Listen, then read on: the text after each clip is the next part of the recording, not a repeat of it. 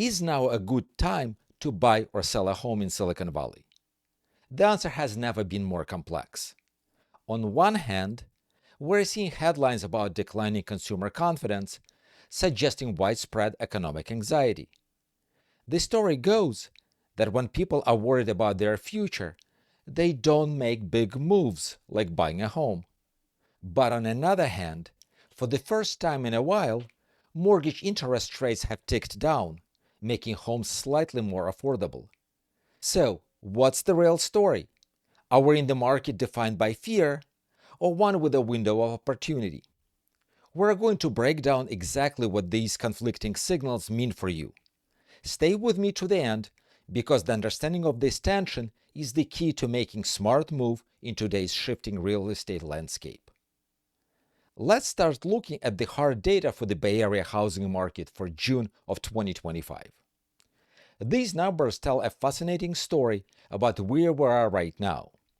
First, the median sale price in Santa Clara and San Mateo counties. This is the price right in the middle of all home sales. Half sold for more, half sold for less.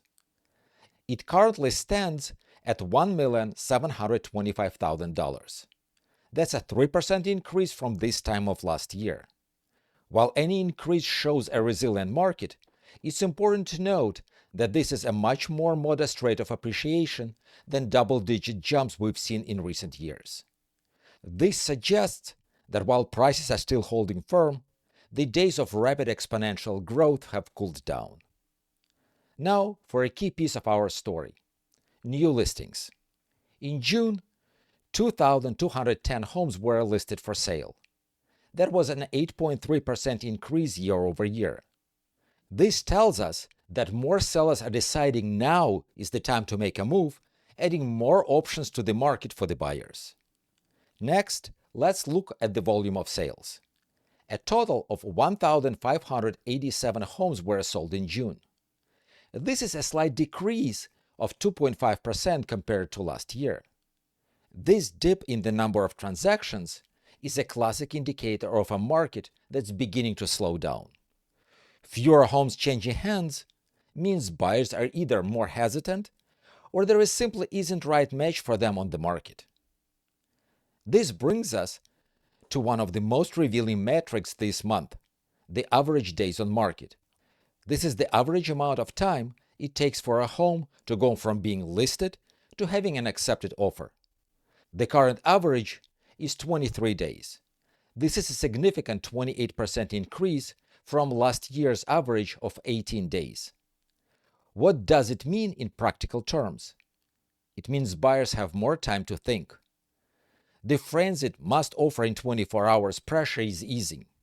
For sellers, it signals that the market is no longer guaranteed one weekend sale. A well-priced and well-marketed home is more critical than ever. Finally, and perhaps most dramatically, we have active inventory. This is the total number of homes for sale at any given time. We currently have 3,384 homes on the market. This is a substantial 34% increase from last year and represents the highest level of inventory we've seen since the peak of the COVID-19 pandemic in 2019. This surge in available homes is a direct contributor to the increase in days on market. With more choices, buyers can be more selective. This is a significant shift from the inventory-starved market we've been accustomed to over the last 5 years. So, what's driving this clear trend of cooling, rebalancing market? The primary reason is a decline in consumer confidence. The Conference Board Consumer Confidence Index, a key economic indicator, fell by 5.4 points in June, landing at exactly 93 points. To put it in perspective, a reading above 100 suggests optimism, while a reading below indicates pessimism. This drop signifies a growing anxiety among consumers about their financial future, job security, and the overall economic outlook. When people feel uncertain, they tend to postpone major financial commitments, and a home is the largest purchase most people will ever make. This isn't just about the affordability of the monthly payment. It's about the psychological confidence to take on that commitment. We're seeing this play out in the data. The lower number of homes sold and the longer time they're taking to sell are direct reflections of this buyer hesitation. This dip in confidence also affects sellers. Some potential sellers might be hesitant to list their homes, fearing they won't be able to get prices their neighbors got a year ago. Others might be rushing to sell before they perceive prices might fall even further, contributing to the rise in inventory. This psychological component is a powerful force in the real estate market, and right now, it's a force of moderation and caution. If consumer confidence is down, why are we seeing a glimmer of hope in affordability? Since the beginning of June, we've seen mortgage interest rates declining every week. While it was not a dramatic drop, any downward movement in interest rates is significant because it directly impacts buyers' purchasing power. A lower interest rate can mean a lower monthly mortgage payment, potentially bringing a home that was previously out of reach into the realm of possibility. Some of my clients were recently quoted 5.75% mortgage rate, well below 6.5% to 7% range we've experienced earlier this year. This creates a fascinating tension in the market. On one side, you have the emotional and psychological weight of the economic uncertainty, telling people to wait and be cautious. On another hand, you have the logical financial incentive of a slightly lower cost of borrowing, encouraging buyers to act. This is the key to truly understanding the June 25 market in Silicon Valley. It's a tug of war between emotion and logic. The buyers who are active in the market right now are likely those who feel secure in their jobs and are focused on the long-term financial benefits of home ownership, taking advantage of this slight dip in rates. The overall market slowdown, however, shows that for a larger segment of potential buyers, the negative sentiment of declining consumer confidence is more powerful influence. If you are a seller in this market, the key to success is to be strategic and realistic. The days of putting a sign in the yard and expecting multiple over-asking offers in a weekend are largely behind us. Here is what you need to do. Price it right from the start. This is the most critical element. Overpricing your home in market with rising inventory and longer days on market is a recipe for chasing market down. Work with an experienced agent to conduct a thorough comparative market analysis. Don't base your price on what your neighbor got a year ago.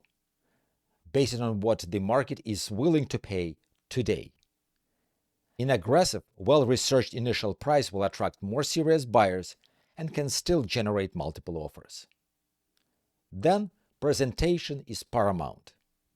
With more homes for buyers to choose from, your property needs to stand out. This means professional staging, high-quality photography and videography, and ensuring your home is in pristine condition. Every detail matters, from curb appeal to decluttering closets. You want buyer to walk in and feel like they can move in tomorrow without having to do anything. And then, be prepared for a longer timeline. The 23-day average on market is just that, an average. Your home might sell faster, or it could take longer. Be mentally and financially prepared for a home to be on the market for a few weeks. This also means being more flexible with showing times and being prepared to negotiate on terms, not just price.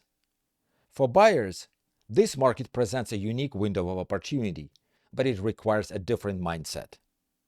Here is how to navigate it. First of all, embrace the power of choice. The 34% increase in inventory is your best friend. You no longer have to make snap decisions on the one or two homes that fit your criteria. Take your time, visit multiple properties, and create a short list of your top contenders. This allows you to make a more informed, less pressured decision. Then, negotiate, but be reasonable. With homes sitting on the market longer, there is more room for negotiation. This doesn't just mean a lower price. You can also negotiate for things like credits for closing costs mortgage rate buy-downs, or even repairs. However, it's important to remember that this is still Silicon Valley. Lowball offers on well-priced, desirable homes are still unlikely to be successful. Your agent can help you craft a compelling offer that is both attractive to the seller and a good deal for you. And finally, get your financials in order. While rates have dipped slightly, they are still a significant factor. Get fully pre-approved or even pre-underwritten for a loan before you start seriously looking. This will not only show sellers you are a serious buyer, but it will also give you a clear understanding of your budget. In a market where timing is less frantic, having your financial ducks in a row allows you to act decisively when you do find the right home. So, what is the one clear takeaway from the June 2025 Bay Area real estate market? The market is rebalancing, offering a rare moment of opportunity for strategic buyers and requiring a more thoughtful approach from the sellers. The psychological impact of a nervous economy is creating a calmer housing market, while a slight dip in interest rates provides a tangible financial advantage. Success in this environment depends on understanding this balance and acting with clear intentions. This isn't a market to be feared, but it is one to be respected. The buyers and sellers who will be most successful are those who are well-informed, well-prepared, and well-advised. I know that navigating these conflicting signals can be challenging.